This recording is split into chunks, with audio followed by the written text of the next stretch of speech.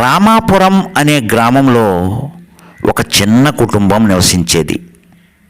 రామయ్య, అతని భార్య లక్ష్మి, 2 పిల్లలు సీత, రఘు. ఒకప్పుడు ఈ కుటుంబం చాలా సంతోషంగా ఉండేది. రామయ్య పొలాల్లో పనిచేసి సంపాదించేవాడు. తన భర్త సంపాదనతో లక్ష్మి ఇంటి బాధ్యతలు చూసుకునేది. కాలచక్రం తిరిగింది. 1 సంవత్సరం కరువు వచ్చేసింది. వానలు లేక పొలాలు ఎండిపోయాయి. రామయ్య పొలాల్లో పని లేక ఖాళీగా ఉండిపోయాడు. అప్పుల భారం పెరిగింది. రోజు రోజుకు ఆర్థిక ఇబ్బందులు పెరిగి ఇంట్లో అన్నం పెట్టడం కూడా కష్టమైంది. రామయ్య కొత్త ఉద్యోగం కోసం దగ్గరలోని పట్టణానికి వెళ్ళాడు. కానీ ఎక్కడ సరైన పని దొరకలేదు. ఇంట్లో పిల్లలు ఆకలితో బాధపడుతున్నారు. లక్ష్మి తన చేతి పని చేసి కొంతమేరకు ఆదాయం సంపాదించడానికి ప్రయత్నించింది. కానీ అది కూడా సరిపోలేదు. నెమ్మదిగా కుటుంబం విడిపోవడం జరిగింది.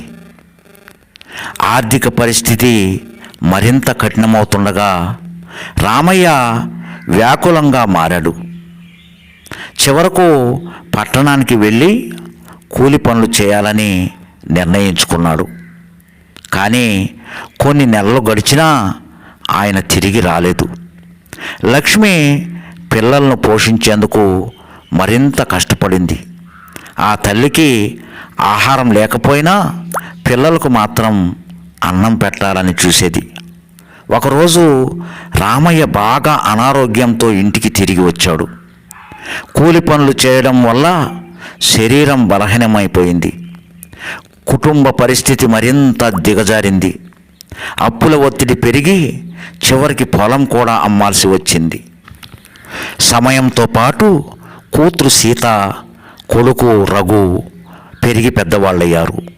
గ్రామంలో ఉన్న ఉపాధి అవకాశాలు తక్కువగా ఉండడంతో రఘు పట్టణానికి వెళ్ళి చిన్నపాటి ఉద్యోగం చేసేందుకు సిద్ధమయ్యాడు. సీత చదువుకు ఆసక్తి చూపి బడికి వెళ్ళేది.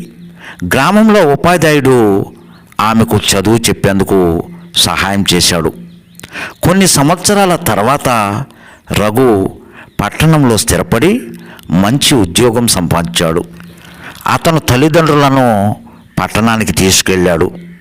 చిన్నప్పటి కష్టాలు గుర్తుంచుకున్న రఘు తన కుటుంబాన్ని తిరిగి నిలబెట్టడానికి చాలా కృషి చేశాడు. అనేక కష్టాలు ఎదురైనా రామయ్య కుటుంబం చివరికి కొంత సాంత్వన పొందింది. ఈ కథ మనకు జీవితం ఎంత కఠినమైనా ఆశ వదలకుండా కృషి చేస్తే విజయాన్ని సాధించగలమని నేర్పిస్తుంది. మీకు ఈ కథ నచ్చిందా?